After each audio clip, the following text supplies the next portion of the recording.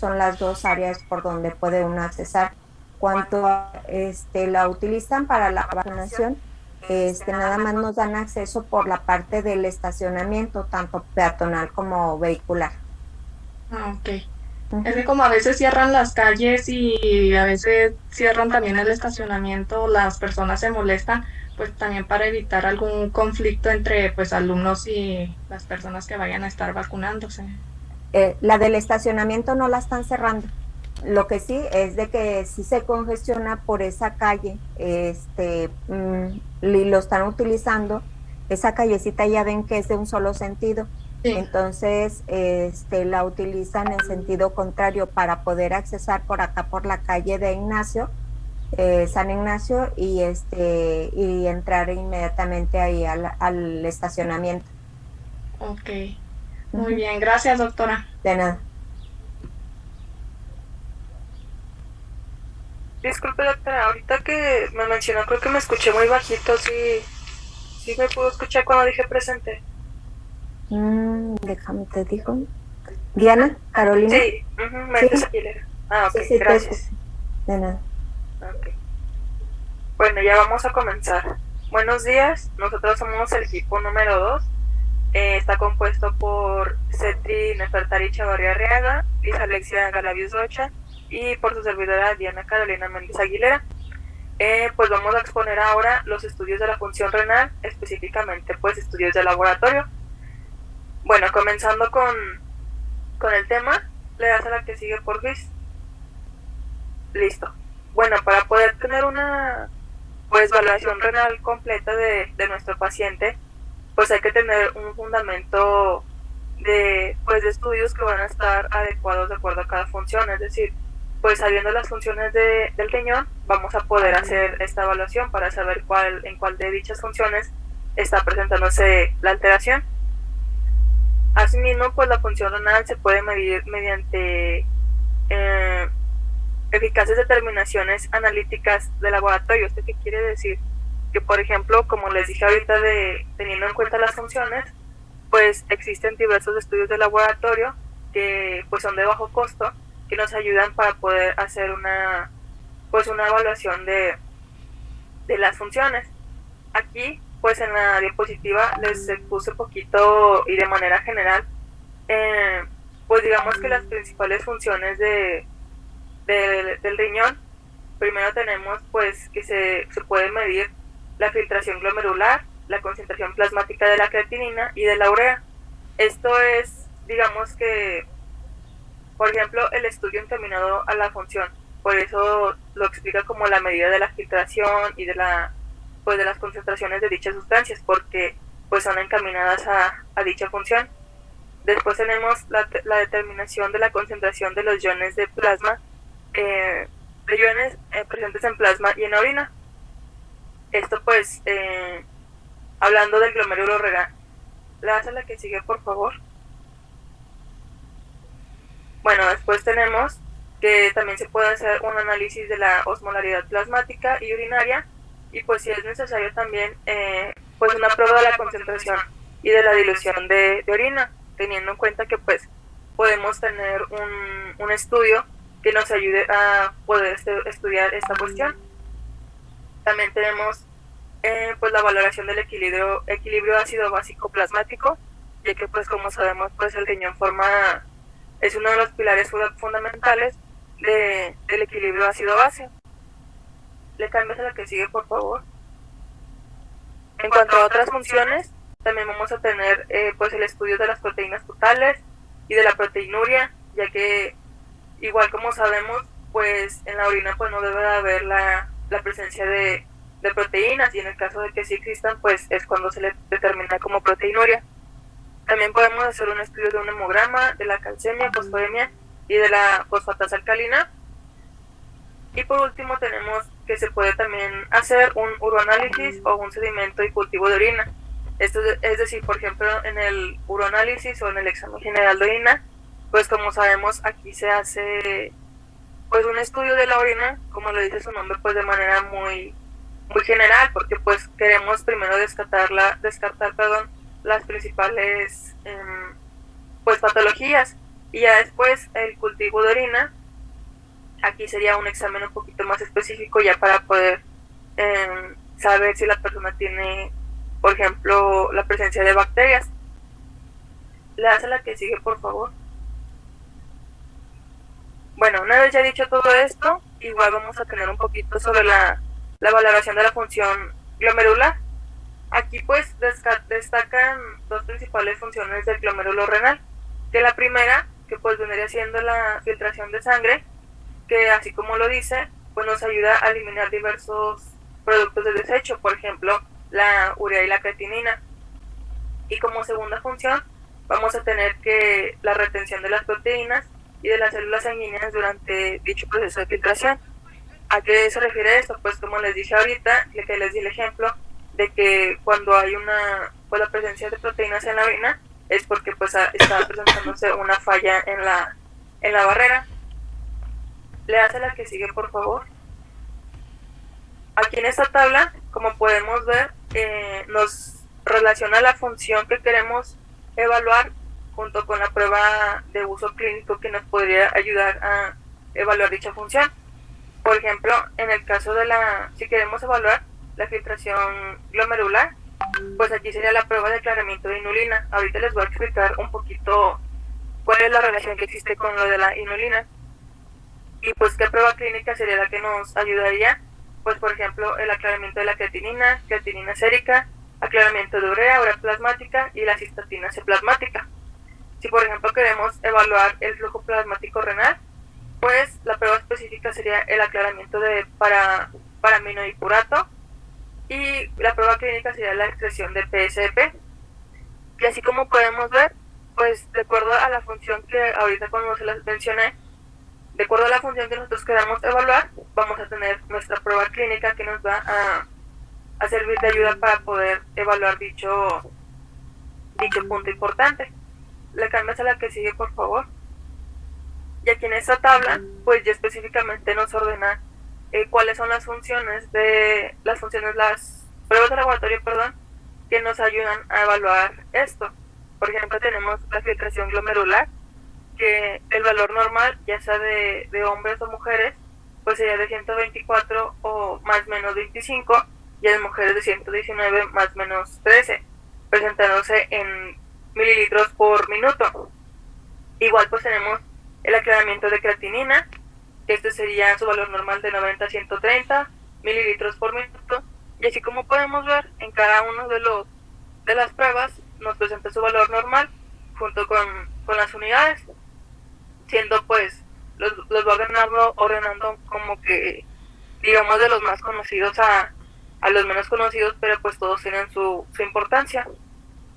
Le das a la que sigue, por favor. Bueno, aquí ahorita ya vamos a explicar lo que les dije de la inulina, que como podemos ver, como les dije ahorita, pues la filtración glomerular se puede medir de distintas maneras. Y aquí digamos que el indicador más adecuado sería la inulina, pero la inulina es un hidrato de carbono que proviene principalmente de frutas, verduras y de algunas plantas. Entonces pues tendría que ser administrado de una manera exógena para poder evaluar la filtración glomerular. Entonces, dicho esto, en la literatura nos mencionaba que como es exógeno, pues no sería muy recomendable emplearlo en la práctica clínica, porque pues no sería recomendable estarle administrando al paciente inulina. Sin embargo, pues este es de los que tienen un mejor aclaramiento. El ritmo de aparición de la inulina en cuanto a la orina, pues está determinado mediante la tasa de filtración, y aquí nos explica esta formulita que pues de manera sencilla nos dice cómo podríamos pues sí, determinar las concentraciones de inulina tomando en cuenta si se administrara, porque como les recuerdo, pues esta es una sustancia exógena. Entonces aquí pues vamos a tener que, por ejemplo, para evaluar la concentración de inulina en mililitros por minuto, vamos a tener que se deben utilizar los valores de la inulina en orina, que es la primera sigla, la que está como UIN, después se va a multiplicar por el volumen de la orina, en este caso en unidades de mililitros por minuto. Y al final esto se va a dividir sobre la concentración de la inulina en plasma en una fase estable.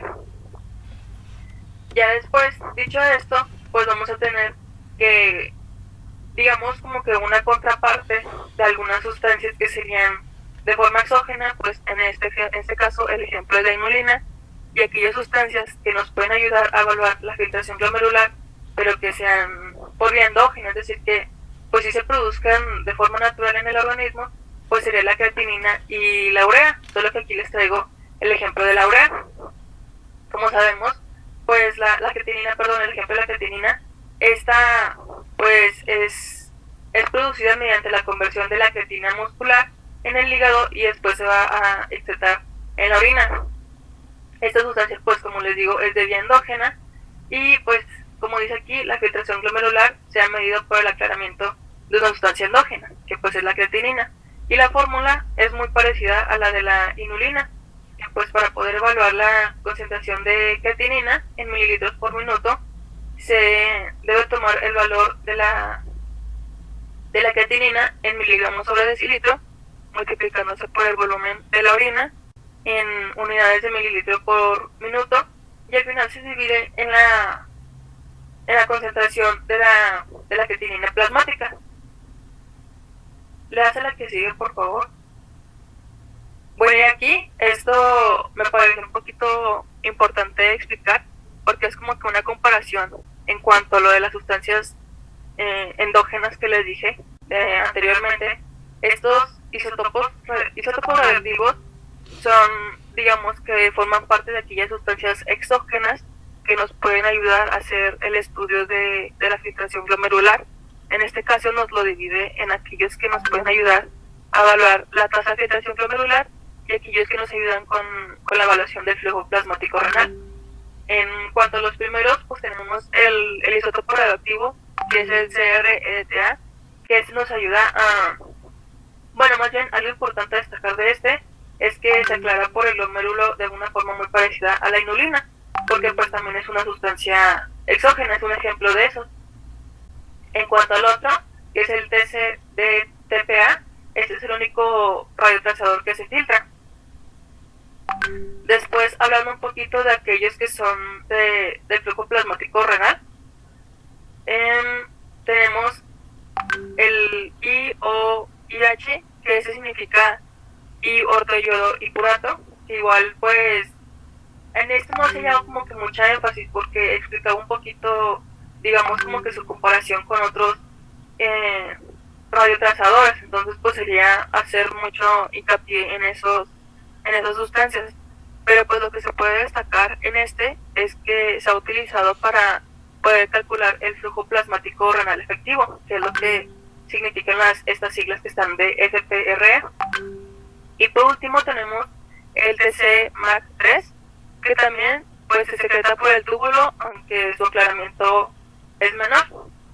Y pues en cuanto a haciendo como que una recapitulación, pues vamos a tener que las sustancias endógenas que nos pueden ayudar a evaluar la filtración glomerular, pues podría ser la creatinina y la urea, y aquellas sustancias exógenas, pues sería la inulina y estos isótopos radioactivos.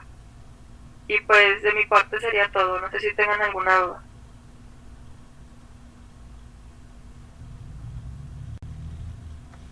No, todo claro, Diana.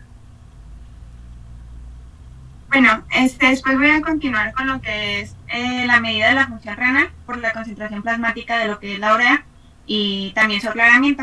¿Me hace la siguiente, por favor?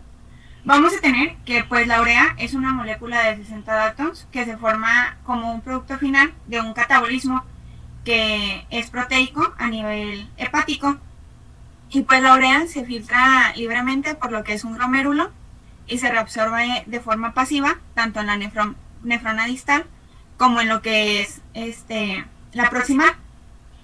Vamos a tener que debido a la reabsorción tubular, el aclaramiento urinario de la urea se infraestima por la función renal.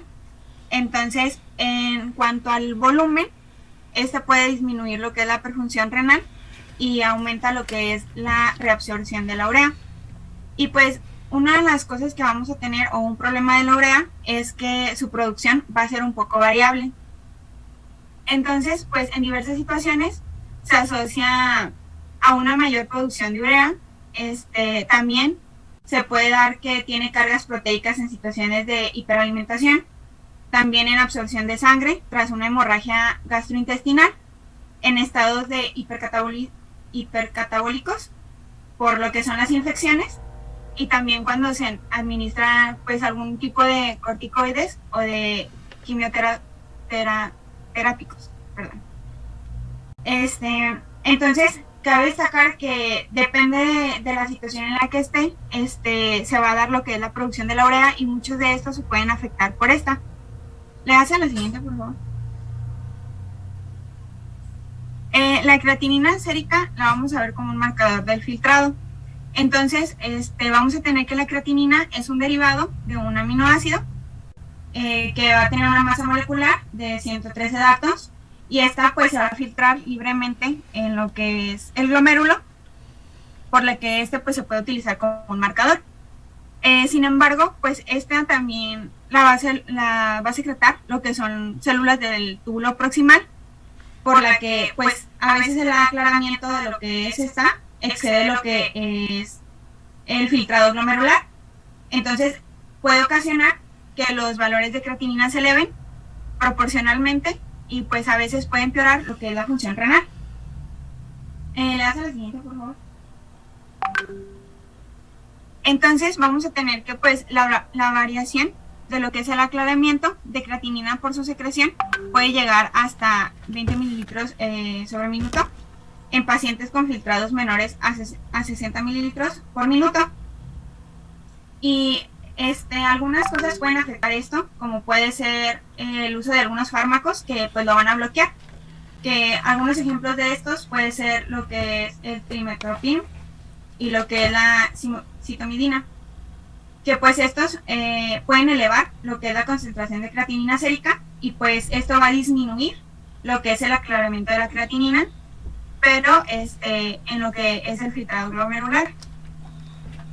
Y pues vamos a tener algunas funciones o algunos problemas que pueden afectar lo que es la interpretación de como lo que se menciona en la tabla que ven, que va a ser la secreción tubular, la eliminación extrarrenal, alguna variación que puede ser en la masa muscular, en lo que es el sexo, en la edad, en el tamaño corporal, y a veces también va a variar de un laboratorio a otro laboratorio. Y pues esta es muy determinada por lo que es la masa muscular, y más que nada por la ingesta dietética. Y pues vamos a tener que por otro lado que existe también lo que es la eliminación extrarrenal de la creatinina, que pues esta se va a dar por lo que es las bacterias intestinales, que pues esto lo va a haber afectado, pero la función renal va a ser intacta. Y por otro lado vamos a tener el uso de antibióticos, que pues va a eliminar lo que es la flora intestinal y va a reducir lo que es la eliminación extrarrenal, y va a incrementar lo que son los niveles plasmáticos de la creatinina. ¿Me hace el siguiente, por favor? Bueno, y vamos a tener un método que se engloba en los métodos clásicos, que es la reacción de Jaffe-Picrato alcalino, que pues más que nada es una reacción colorimétrica, que esta nos va a ayudar a ver lo que son los niveles de creatinina. Y pues más que nada esta prueba ayuda a lo que son los métodos enzimáticos. Sin embargo, se ha perdido un poco la importancia de este tipo de pruebas, porque es muy variable.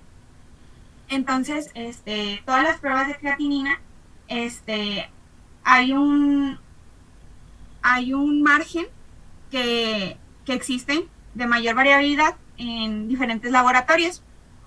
Entonces, pues para evitar esto, se crearon algunos parámetros para que ya se siguieran en los laboratorios, que por ejemplo es el material de calibración, que es el SRM 963, y pues tiene una referencia de espectrometría de masas por dilución isotópica, que viene siendo el IDMS, y pues este está a disposición en todos los laboratorios, que es el que se usa como para tener un margen. Y pues vamos a tener que la relación entre los niveles de creatinina y el filtrado glomerular varía entre también las personas y también pues en el tiempo que se hace. Y pues también vamos a tener que no solo se tienen que tomar los valores de lo que es el laboratorio, sino también se tienen que tomar en cuenta otros valores que pueden incrementar más que nada por pacientes o por las personas. Por ejemplo, va a diferenciarse en lo que son el sexo, si son malnutridos, si son ancianos, si son jóvenes, todo eso también tiene una variación. ¿Le das al siguiente, por favor? Después vamos a tener el aclaramiento de la creatinina como medida de la filtración glomerular. ¿Le das al siguiente? Pues vamos a tener que el aclaramiento de esta se va a calcular a partir de lo que es la concentración de creatinina y su excreción en 24 horas. Y esta pues va a servir para lo que es el filtrado glomerular. Y pues la aclaración de creatinina, el aclaramiento de creatinina, perdón, no se va a ver afectado por lo que es la masa muscular del paciente, pero sí se va a ver afectada lo que es la secreción tubular. Y pues vamos a tener dos métodos para anular el efecto de la secreción tubular en el aclaramiento de creatinina, que uno pues va a ser la administración de cimetidina, que pues va a bloquear más que nada la secreción tubular y pues aproxima el aclaramiento de creatinina a los valores renales del filtrado glomerular. Y por otro lado vamos a tener que compensar la sobreestimación del filtrado. Va a dar el aclaramiento de la creatinina con una infraestimación, que pues va a ayudar al aclaramiento de la urea a que no sea reabsorbida. Le das el siguiente, por favor. Y a la que sigue. Después ya vamos a tener algunas fórmulas y algunas ecuaciones que nos van a ayudar más que nada a lo que es la estimación de esta. Ya se habían mencionado anteriormente, pero pues aquí les vamos a mencionar un poquito más a fondo. Vamos a tener que, se tienen que tomar en cuenta algunas variables que van a ser pues la raza, el sexo, la edad y el tamaño corporal, junto con la creatinina sérica. Esto pues son más que nada por la masa muscular. Y pues hay algunas ecuaciones que nos van a ayudar a sacar este tipo de relaciones. Y pues las más utilizadas son la de Rutherford-Walsh, que pues los resultados se van a dar en mililitros sobre minuto y debe ajustarse a la superficie corporal para suministrar los valores de unidades de mililitros sobre minutos, y va a ser sobre 1.73 metros cuadrados. Y pues esta nos va a ayudar a sobreestimar lo que es el filtrado glomerular. Y pues en esta también se debe de incluir lo que es la subestimación de la función renal en los pacientes, más en los obesos y también en lo que son los ancianos. Y por otro lado vamos a tener otra fórmula que va a ser la de Medication of Diet Renal Disease, que va a ser MDRD, que pues esta es utilizada como un método de referencia al aclaramiento de lo que es el iotalamato, que pues es suministrado en valores de también mililitros sobre minutos y también sobre 1.72 metros cuadrados. Y pues cabe recalcar que también se va a tomar en cuenta lo que es las variables antes mencionadas. Y también aquí es importante mencionar que todas estas tienen un rango de sesgo que también está predeterminado, que es de aproximadamente menos 5.5 a 0,9. ¿Le das a la que sigue, por favor? Entonces, como ya lo había mencionado, se van a tomar en cuenta las variables, que eso es de suma importancia. Y pues las ecuaciones no van a ser útiles en pacientes que no estén en una zona estable respecto a la creatinina. Y pues en la tabla de la derecha están algunas recomendaciones que se toman, porque cuando no se pueden aplicar lo que son estas fórmulas, se da la situación de que se junta la orina en 24 horas para que se tome algunas otras ecuaciones, y pues en la tabla de la derecha está todo lo que se tiene que tomar en cuenta para que estas salgan correctamente. ¿Le das a la que sigue, por favor? Y ya sería todo mi parte. Bueno, ¿sí me escuchan? Sí, Liz. Ok, gracias. Continuamos con la cistatina C, y esta es una proteína no glucosilada de un muy bajo peso molecular, es de 13.300 daltons, y pertenece a la familia inhibidora de cisteína proteasa. La cistatina C se filtra en el glomérulo y se cataboliza a nivel tubular. En la orina solo se excretan pequeñas cantidades de cistatina C, entonces pues no podemos medir su aclaramiento urinario. Su principal determinante es la filtración glomerular, y a diferencia de la creatinina, esta se va a sintetizar de una manera constante por todas las células nucleadas del organismo. Aparte, esta va a variar menos por el sexo, la edad, la altura, y no se modifica dependiendo de la dieta. Otra característica es que sus valores se ven influenciados por las hormonas. Por ejemplo, en el caso de un embarazo, la cistatina C se eleva, y en una alteración de la glándula tiroides también se alteran los niveles de cistatina C. Otro ejemplo sería la ingesta de dosis altas de esteroides, y aquí también aumentan la producción de cistatina C. Bueno, el uso de esta proteína es más eficaz detectando el deterioro inicial de la función renal, todo esto en comparación con la creatinina.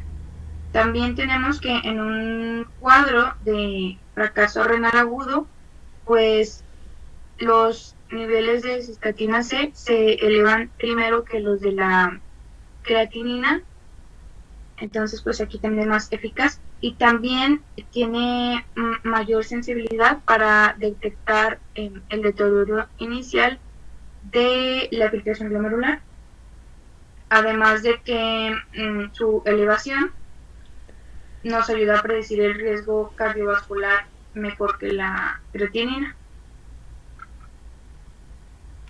Continuamos con la evaluación clínica de la función tubular y del intersticio renal. Y recordando, pues los túbulos tienen dos principales funciones, que es la reabsorción de la filtración glomerular y la secreción de moléculas, que son hidrogeniones y el potasio. Entonces, una disfunción tubular es cuando pues falla la reabsorción o la secreción. Y esta disfunción tubular se puede detectar por medio de diversas pruebas diagnósticas. En cuanto a la reabsorción del filtrado glomerular, pues tenemos que, para valorar la reabsorción de sodio, vamos a utilizar la fracción de excreción de sodio, pero primero el sodio urinario es un indicador de la capacidad de reabsorción tubular. O sea, dependiendo del sodio urinario, es que nosotros podemos conocer cómo están funcionando los túbulos en cuanto a la reabsorción. Y si se llega a presentar una reducción de volumen urinario, el túbulo renal lo que hace es reabsorber más el sodio, entonces nosotros encontramos menos sodio en la orina. Y en caso de que la disminución del volumen sea por una reducción hidrosalina, pues va a ser al revés, va a haber más sodio urinario elevado. Entonces, para conocer la excreción urinaria se calcula la fracción de excreción de sodio, que se abrevia como FeNA, y esta va a medir la fracción de sodio filtrado que es excretado, o sea, la cantidad del sodio que se filtra y se llega a excretar, y se calcula con la siguiente fórmula, donde el sodio filtrado se divide entre el sodio excretado y se multiplica por 100. El sodio filtrado pues lo obtenemos del sodio plasmático multiplicado por la tasa de filtración glomerular, y el sodio excretado es el sodio urinario multiplicado por el volumen urinario. Ahora continuamos con la secreción de moléculas, que como les comenté son potasio e hidrogeniones. Y en pacientes con insuficiencia renal crónica, el potasio va a encontrarse en un intervalo pues normal. Lo que lo modifica o lo afecta es la filtración glomerular. Cuando está baja, pues se van a modificar los valores. Y también lo mismo sucede con los hidrogeniones, para que pues se llegue a presentar una acidosis importante. Si la secreción tubular de potasio e hidrogeniones se disminuye, estos se van a quedar en sangre y nos va a producir una hipercalemia y una acidosis metabólica. Y pues si nosotros logramos detectar esto en plasma, pues nos indica una alteración túbulo-intersticial. Bueno, otro apartado sería el sedimento urinario, que en el también nos permite observar la presencia de células, cilindros, bacterias y cristales. Entonces esto pues nos ayuda a diagnosticar un daño túbulo intersticial. Se recomienda examinar de 10 campos en diferentes volúmenes, y la presencia de 1 a 3 hematíes y de 1 a 3 leucocitos por campo es normal. Les comento esto porque las alteraciones más comunes son hematuria y piuria, que pues corresponden a los hematíes y los leucocitos. Entonces, un mayor número de hematíes o un mayor número de leucocitos pues se consideran, nos pueden ayudar en una orientación diagnóstica como se presenta en la tabla. Y también podemos observar eosinófilos, linfocitos, células transicionales, células escamosas. Igualmente podemos observar lo que son los cilindros, y los más comunes son los hialinos y los hemáticos, pero también tenemos grasos, células epiteliales, leucocitos, etc.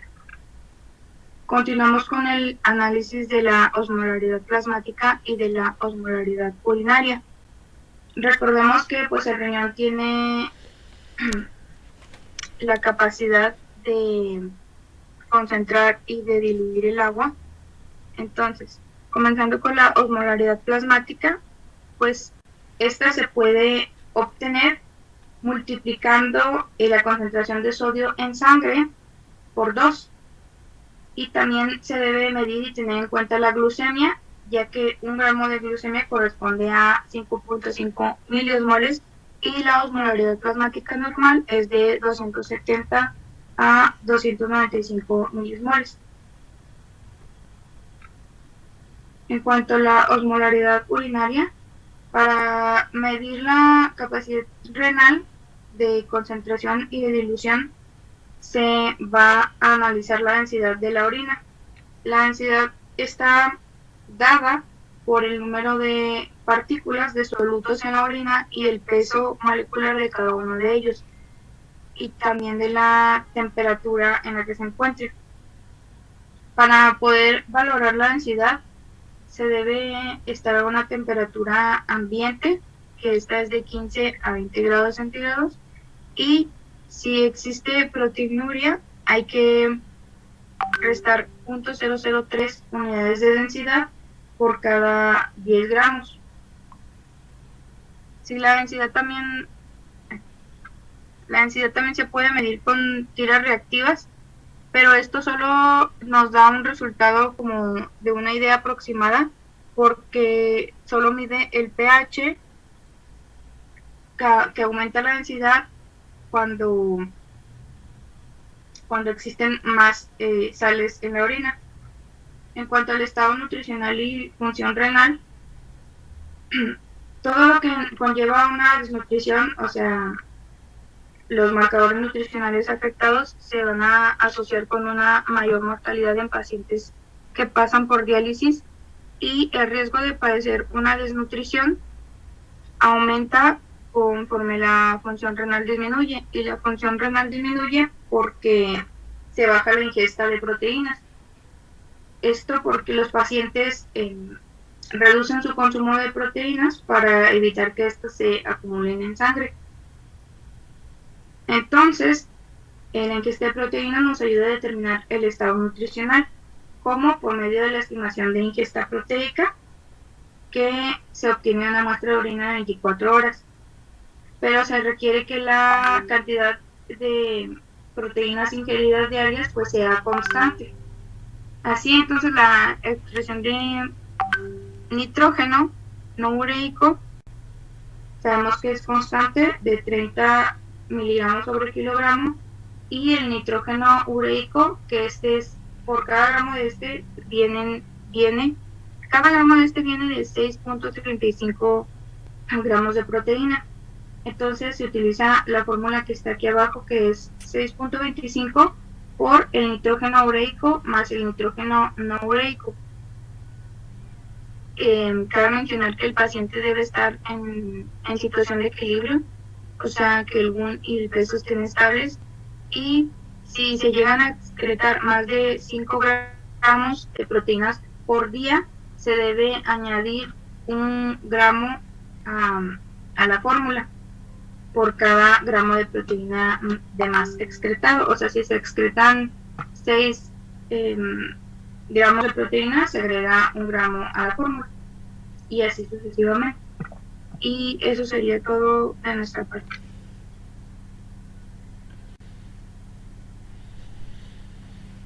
Muy bien. Entonces, lo que debemos de tomar en cuenta de la información que nos dieron y tener claro es que de acuerdo a las funciones que tienen los riñones, la integridad anatómica que tienen los riñones, nosotros podemos evaluar su función. Entonces, de laboratorio tenemos estudios en los cuales nos van a dar esta información, y de estos estudios los vamos a clasificar en un examen general de orina, una cuantificación de proteínas en orina 24 horas, la depuración de creatinina o depuración de urea en orina de 24 horas, o bien la determinación, como nos mencionaron ahí, de los niveles de cistatina C. Y pues hay como 50 fórmulas para calcular la filtración glomerular, pero en realidad, bueno, de hecho hay ya algunas gráficas que de acuerdo a la edad de la persona y el género, nos dan la cifra de la filtración glomerular. Pero ¿qué es lo que nosotros debemos de tomar en cuenta y debemos de siempre hacer?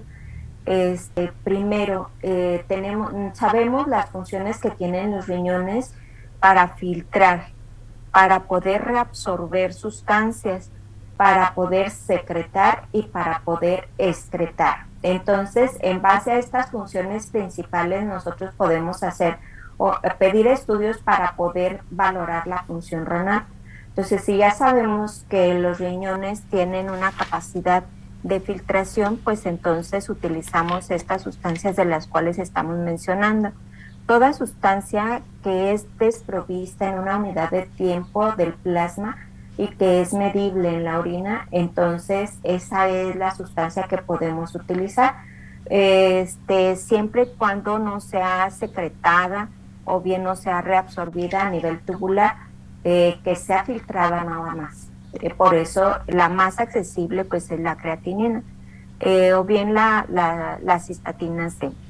De ahí en más, hay sustancias que las cuales podemos medir absolutamente todo, cuánto hay en sangre, cuánto hay en orina, para poder saber cuánta de esas sustancias se está eliminando a través de los riñones.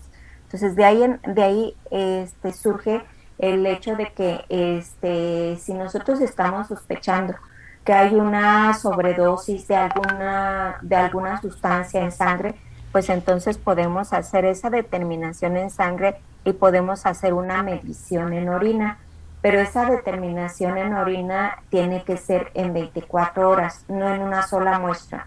¿Por qué? Porque ya sabemos que pues hay factores y también factores ambientales los cuales van a aumentar o disminuir esa eliminación de esa sustancia de la que estamos hablando. Si hace calor y si esa sustancia se puede eliminar a través del sudor, pues se va a eliminar a través del sudor. Si esta sustancia se reabsorbe o se absorbe a nivel intestinal, pues también esta se va a eliminar a través de las heces y entonces ya va a ser un falso, ¿verdad? Así es de que podemos medir cualquier sustancia, y precisamente esa es la definición de depuración o aclaramiento, ¿verdad? Y entonces los valores son de 90 a 120.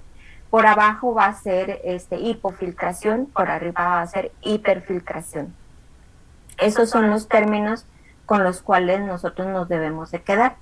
Y la siguiente es, bueno, ya sabemos que los riñones tienen dos partes principales. Lo que mencionamos ahorita, que es la parte vascular donde se lleva a cabo la filtración, pero tiene otra parte tubular, que es donde se lleva a cabo la reabsorción y la secreción y la excreción. Y entonces, si ahorita ya mencionamos estas sustancias que nos miden la filtración, bueno, aparte de estas sustancias medibles en sangre, podemos utilizar los radiofármacos que nos mencionaron. Pero estos radiofármacos solamente pueden ser evaluados a través de medicina nuclear, con aparatos especiales, pero los que tenemos a la mano, pues son los que mencionaron. Y la parte tubular o funcional, entonces nosotros podemos valorarla a través de lo que ya sabemos que se reabsorbe, que es el agua, el sodio, el potasio, el cloro. Entonces nosotros podemos medir estas sustancias tanto en sangre como en orina, y entonces vemos la capacidad de reabsorción o de secreción y de excreción del riñón, en este caso de los túbulos. Y como ya sabemos que dónde se reabsorben, en qué cantidad se reabsorben, pues entonces la cantidad que encontremos en orina, pues vamos a saber dónde se encuentra esta alteración, ya sea en el túbulo proximal, en el asa de Henle, cualquiera de sus segmentos, en el túbulo distal o bien en el túbulo colector. Y entonces también sabemos que los riñones anatómicamente tienen dos porciones, es una porción medular y una porción cortical, y que la porción cortical es la que contiene tiene los glomérulos o la parte vascular, y también tiene en la parte medular tiene todos los túbulos, ¿verdad? De la nefrona. Entonces, vemos que en esta parte tiene un intersticio, el cual tiene una cantidad de redes de vasculares que se llaman vasos rectos, que van a acompañar a las nefronas hasta la parte profunda. Y de esta parte medular, pues tenemos también, sabemos que hay una capacidad o que se lleva a cabo aquí el sistema de contracorriente.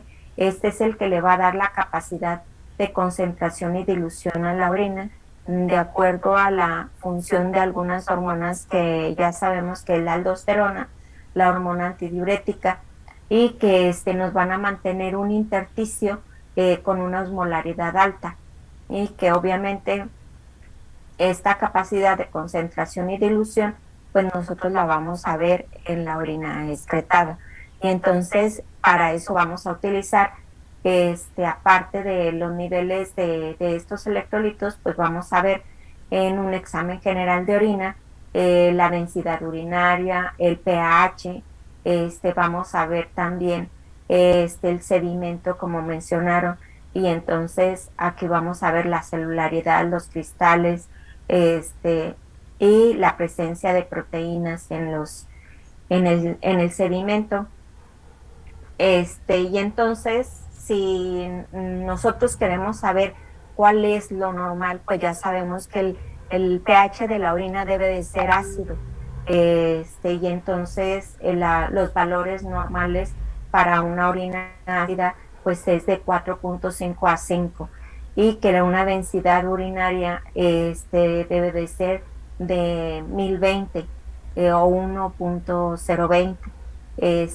También sabemos que hay cambios en el general de orina en el hombre y en la mujer, porque los periodos menstruales nos van a dar variaciones que son normales en la presencia de los eritrocitos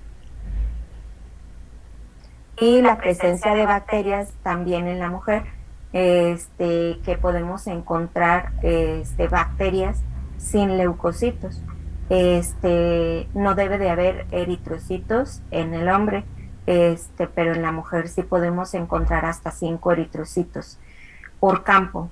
No debe de haber bacterias en ninguno de los dos casos, no debe de haber glucosa, no debe de haber, ¿cómo se llama? Nitritos, y obviamente que ya sabemos que no debe de haber glucosa porque la glucosa se debe de reabsorber en su totalidad a nivel del túbulo proximal. Proteínas, esas sí van a variar. Las proteínas, recuerden que hay dos tipos, la albúmina y la, ¿cómo se llama? La albúmina y las globulinas. Entonces, la que más encontramos en orina es la albúmina, pero esta solamente en algunas condiciones, tanto en el hombre como en la mujer, y esta se trata cuando hay un ejercicio exhaustivo, o bien cuando hay inanición, o cuando hay algún medicamento que está generando la pérdida de este tipo de proteína a través de la orina. Y también cuando hay embarazo o cuando hay alguna infección de vías urinarias, podemos encontrar proteínas en la orina. ¿Alguna duda? Doctora, ¿y cuál es el nivel normal de albúmina en orina?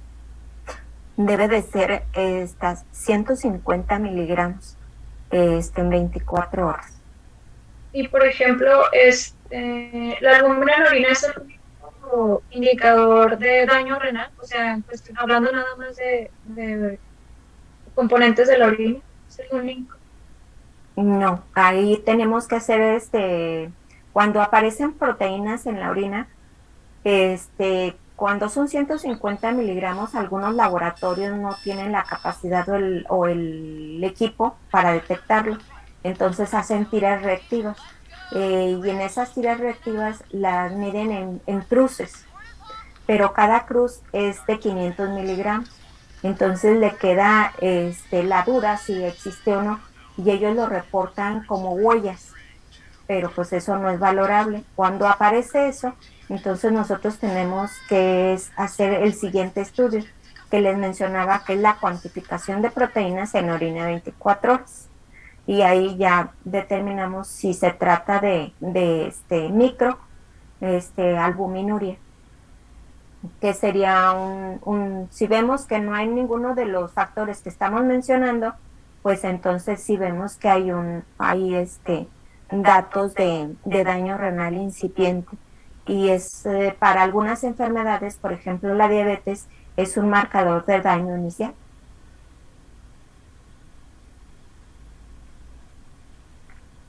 ¿Alguna otra pregunta? Sí.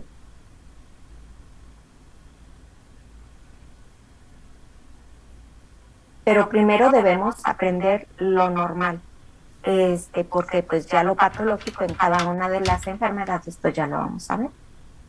¿Sí? Y en los radiofármacos que les mencionaba, pues nos va a dar exactamente la cantidad en porcentaje de filtración de cada uno de los riñones.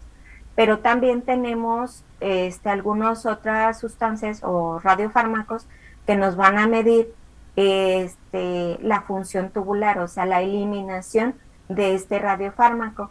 Y entonces ahí podemos utilizar el ácido paraminoipúrico, y también podemos medir el flujo plasmático renal efectivo total, y ese se utiliza con el DTPA. ¿Sí?